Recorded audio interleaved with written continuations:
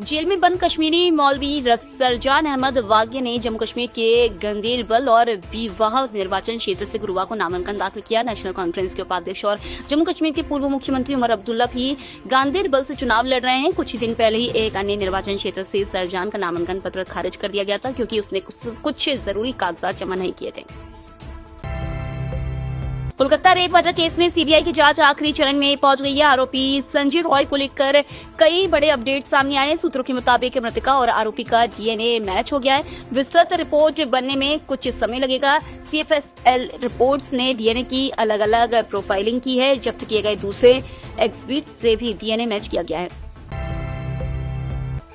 मार्क्सवादी communist party के महासचिव सीताराम येचुरी अस्पताल में भर्ती हैं। सीताराम येचुरी को दिल्ली एम्स में वॉलंटियर पर शिफ्ट किया गया है। बता दें कि गुरुवार रात को सीताराम येचुरी की तबीयत एक बार फिर से खराब हो गई, जिसके बाद उन्हें दिल्ली एम्स के वेंटिलेटर पर शिफ्ट किया गया है।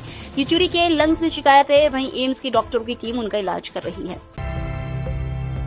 पश्चिम बंगाल के गवर्नर आनंद बोस ने कहा कि अपराजिता बिल ममता सरकार के कारण पेंडिंग है। उसने बिल के साथ टेक्निकल रिपोर्ट नहीं भेजी है। इसके बिना बिल को मंजूरी नहीं दी जा सकती। ममता सरकार ने इस रवैये से गवर्नर बोस नाराज हैं। महिलाओं की सुरक्षा से जुड़े इस महत्वपूर्ण बिल को लेकर ममता सरकार ने कोई होमवर्क नहीं किया। राज्य सरकार पहले भी ऐसा करती रही है। मौसम विभाग ने शुक्रवार 6 सितंबर को 18 राज्यों में भारी बारिश का अलर्ट जारी किया। उत्तराखंड के चमोली में बद्रीनाथ हाईवे पर आज सुबह लैंडस्लाइड हुआ। पहाड़ का आधा हिस्सा टूटकर सड़क पर गिर गया। दोनों तरफ गाड़ियों की लंबी कतारें लगी हैं। राजस्थान में बारिश के 13 साल का रिकॉर्ड टूट गया है। कोलकाता में 9 अगस्त को ट्रेनी डॉक्टर से रेप मर्डर के बाद से महिलाओं की सुरक्षा को लेकर देश भर में प्रदर्शन हो रहे हैं। सूत्रों के अनुसार देश भर में पिछले 2 महीने में देश में 149 रेप केस दर्ज हुए।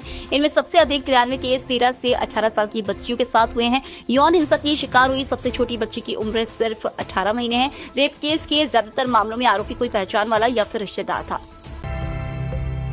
हरियाणा की पहलवान विनेश फोगाट और बजरंग पुनिया आज कांग्रेस ज्वाइन कर सकते हैं। इसको लेकर नई दिल्ली में पार्टी मुख्यालय में कार्यक्रम रखा गया है। ऑल इंडिया कांग्रेस कमेटी की ओर से जारी एक मैसेज में लिखा गया है कि एक कार्यक्रम में बड़ी हस्तियां पार्टी ने शामिल होंगी। इसमें पार्टी के सचिव वेणुगोपाल भी शामिल होंगे। पाकिस्तान विदेश मंत्रालय की प्रवक्ता मुमताज जहरा बलूच ने गुरुवार को आरोप लगाया कि भारत ने जूनागढ़ पर अवैध कब्जा कर रखा है। जूनागढ़ गुजरात का एक शहर है, जिसे जनमत संग्रह के तहत 1948 में भारत में मिल गया था। उन्होंने जूनागढ़ ऐतिहासिक और कानूनी तौर पर पाकिस्तान का हिस्सा है। इस पर भारत का कब्जा संयुक्त राष्ट्र चार्टर और अंतर्राष्ट्रीय मानकों का उल्लंघन है। हफ्ते के आखिरी कारोबारी दिन आज यानी 6 सितंबर को शेयर बाजार में गिरावट है। सेंसेक्स 850 अंक से ज्यादा की गिरावट के साथ 81,350 के स्तर पर कारोबार कर रहा है। निफ्टी भी 250 अंक की गिरावट के साथ 24,880 के स्तर पर कारोबार कर रहा है। एनएसई के सभी सेक्टोरल इंडेक्स के शेयर्स गिरावट के साथ कारोबार कर रहे हैं। पेरिस पैरालंपिक में भारत ने 25वां मेडल जीत लिया है।